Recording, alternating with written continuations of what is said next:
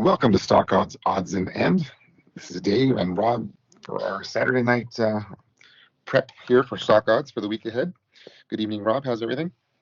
Not too bad. Do I have any background sound from the AC running or no? No, Okay. sounds clear. All right, let's rock and roll here. So again, we're hitting it on Saturday night, so that's pretty exciting.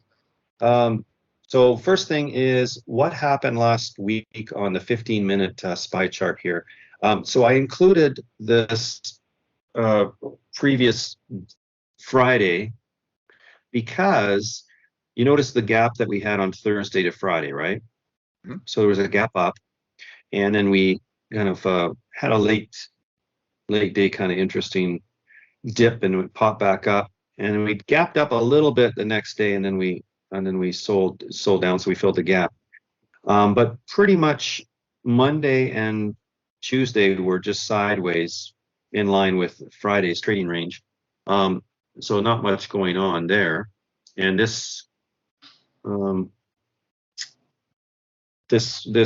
build up here was, kind of like we were expecting earnings, and they were going to get heavier through the rest of the week. We still had a bit, but it was hanging in there until this gap down here. And notice that this overnight gap got filled by it dropping here. Mm. And I just wanted to point out that that's quite typical for daily gaps to get filled. Sometimes they take a long time. It depends on what the driver is. And for individual stocks, if it was a fundamental change, it could take a while for the gap to be filled. But it's very interesting to me how over the long sample, we see these daily gaps getting filled. The intraday ones, like you can see, we gapped down here on Thursday, and took a half a day to fill the gap, but it did it intraday. And then again on Friday, we gapped up, and it filled it pretty quickly. Within about 45 minutes there, the gap was filled. So these intraday gaps, or basically the overnight gap and the fill intraday, are pretty common, as are these daily gaps, but the daily gaps usually take a lot longer. And again, depending on the catalyst, whether it's a real fundamental change, like it could be incredible earnings that starts, moving the stock, it gaps up and it keeps on going. It could take a long time for that to come back down and fill that gap. So we had more volatility hit here because of the Fitch downgrade of government debt from AAA to AA+. We also had economic reports, some of them kind of suggesting a little bit of slowness in spending in the services side, in the manufacturing side. We also had like a little hint that maybe the Fed would keep the rates elevated longer than people might expect. But overall, I mean, even on Friday, for example, if you look at the growth stocks, were still hanging in there okay. It was kind of a broad market sell-off, but you had Amazon holding it up, and discretionary was still pretty good. So a risk on list, for example, still won out on Friday, even though we had this late day sell-off. So it was interesting to see that. Going on to the ETF's performance for the week here, you can see diamonds down just over 1%, IWM a little bit more than that, but those were still stronger. So the price-weighted Dow did the best, the Russell 2000 next best, and the Qs did the worst. You've got Apple's exposure there, and Apple was down 7% for the week. So the Qs performing the worst, SPY the next. But for the month, IWM coming in as the victor so far. This is going back, not like the month of August, but this is going back a full month here. Remember, we talked about anticipating and expecting some of the small caps to do well, that the Russell should have a bit of a rally for the summer. Why we were expecting that is because we had the mega caps dominating in the first 6 months of the year so much so, and the Russell was really lagging, that I thought that it was potentially a good time for it to start to shine after that, and it has done so. Going for the week again here, in terms of the ETFs, energy doing the best.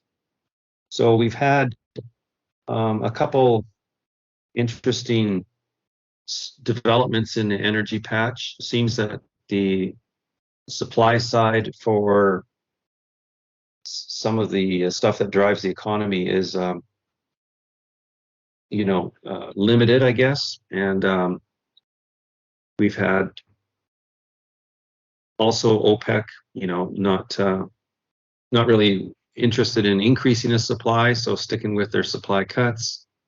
It was very discounted. You can see how poorly it performed year to date, even after this rally here. Year to date still down, but it's finally been kicking in. Did pretty good this last few weeks here, and this week, while everything else was down, energy was up 1.25%. XLK, and keeping with the Qs, down the most. Well, besides utilities. Now that's a really strange thing when you see, technology doing so poorly along with utilities. Usually you don't get that. You get utilities a little bit more defensive. But just so you know, in terms of our risk on list and risk off list, the risk on list has XLK components, like it is the S&P 1500, so it's a little bit broader than just the sector ETFs, but it has XLK, it has XLY, so discretionary, technology, and communications. Those make up the buy side for the risk on, and the short side of that equation would be industrials, staples, and healthcare. And so for the risk off list, it's the opposite. Healthcare, staples, and industrials are the long side, and the other three, the risk on side, are the shorts. Now, we could introduce utilities or real estate. We could introduce energy as well, but we find that those are usually more volatile, and the good old standbys, and even basic materials we could as well, but just the sort of the more boring and yet giving us that exposure to risk on and risk off, we've found that the sectors that are selected work pretty well. Would you agree with that, Dave? Yeah, totally. I mean, we're not getting into the, sort of that volatility or the commodity relationship there with XLE. We could bring in financials, but obviously they've had some issues from time to time as well. Real estate, it can be kind of sensitive and volatile.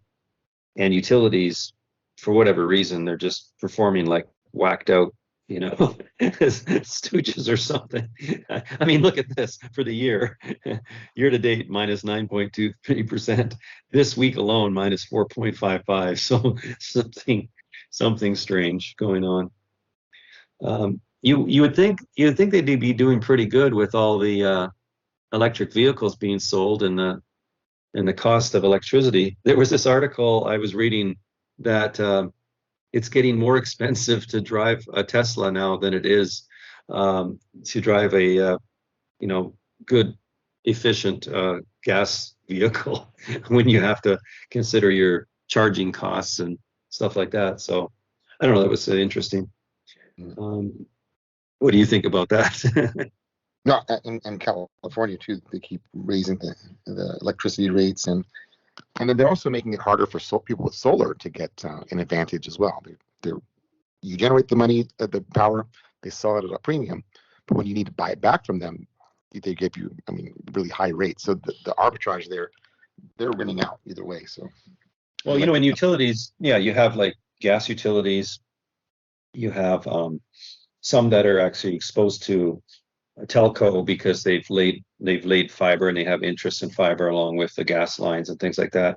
You of course your electric utilities, but you'd think that they would be winning with the ability to keep raising rates and taking advantage of selling more electricity, because it seems that the electricity demand keeps going up and up and up. Even if the gasoline demand goes down, the the electricity demand is going up. So, and with the AI, can you imagine, like, if everybody's getting more and more involved in AI, it would be like back in the day when everybody was doing mining at home, right? For crypto, it's like the electricity use starts to skyrocket.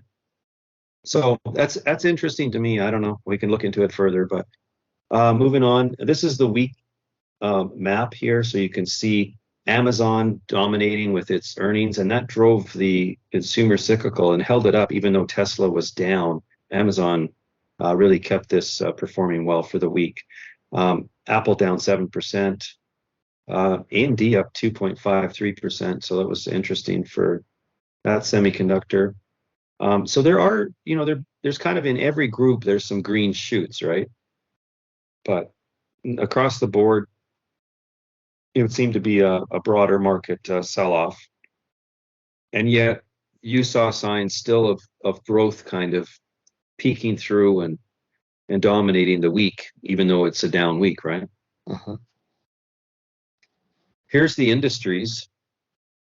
You can see, well, I guess that can't be all that bad with the wheat situation with the Ukraine and Russia and all that kind of stuff. If wheat wants to sell off that much for the week, 9.83%. Corn down as well. And what do we got? Gold not doing too much. US dollar was just slightly up for the week. Not much going on there. But then, of course, your crude oil, your heating oil, way up for the week. And coffee. Yeah. So if you're trading Starbucks, they're probably pretty sensitive to increases in coffee prices, I would think.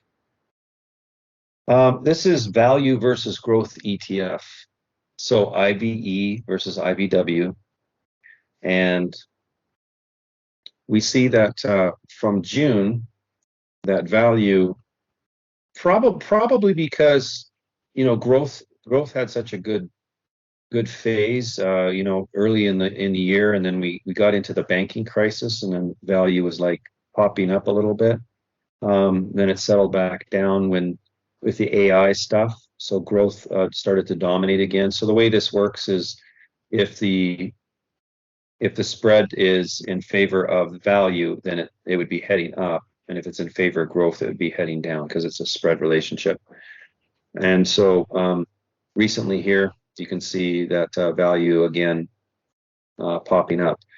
Now this should really be a ratio chart, not a differential, in order to get proper perspective. So you can check it out for yourself. Just use ratio charts, not differential. This came to me as a differential chart here, so just keep that in mind. And what do we got here on the economic calendar? Yeah, so the theme for the week is the health of the consumer and inflation. So Monday we have consumer credit report. Tuesday there's some Fed speak. There's a Philadelphia Fed president and a Richmond Fed president. So anytime those guys speak, it can move the markets. And on Thursday there's some inflation data. There's a core CPI, and Friday there's the core PPI. CPI lets us know how prices are rising or not for consumers, and then PPI is indicative of the cost of inputs for producers, right? So if these are continuing to head downwards, it's going to keep the market happy. If there's some sudden increase, then it might suggest that interest rates are going to go even higher for longer. So those are the main ones for the week. And the theme is inflation data. And what are some of the bigger earnings this week? Yeah, so we have Disney, UPS, Palantir. So those are some of the, and there's a whole bunch. I mean, I think I found 2,900 symbols that have. Yeah, well, what happens is that you start off earlier in July with the brokers and some of the money center banks and things like that, some of the big consumer discretionary stocks. And then as you go on, it starts to change, and then you get a lot of smaller companies later on in earnings season. Last week we had some big ones still, like Amazon and Apple. But as we move forward for the rest of August, you'll see that there's a lot of smaller companies that come out, and they can still move a lot. It's sometimes there's more weirdness and damage that goes on with those smaller ones later on, even though that there's not a big ones reporting. But just to note here that the lightest volume month of the year for stocks is August. Summer vacation, it's a popular month. Some of our traders take the month off for at least a few weeks in August.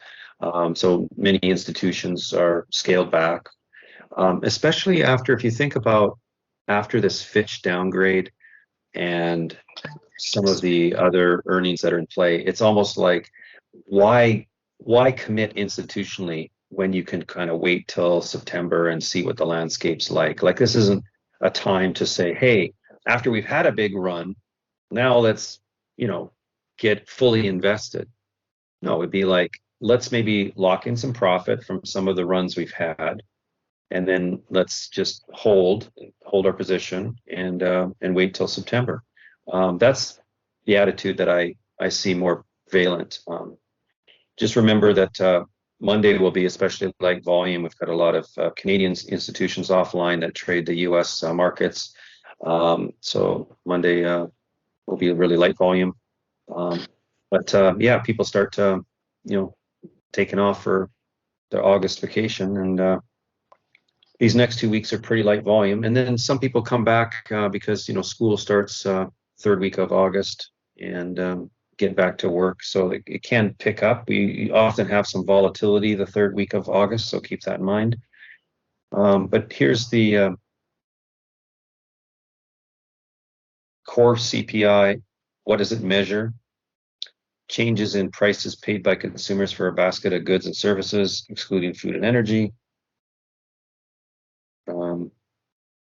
Why it's used to track underlying inflation. So, Dave, what's this here with the core? You have the core CPI and core PPI. Yeah. So this is the PPI. So slightly different, which is on Thursday. This is on Wednesday, right? Thursday and Friday. Thursday and Friday. Thursday, yeah.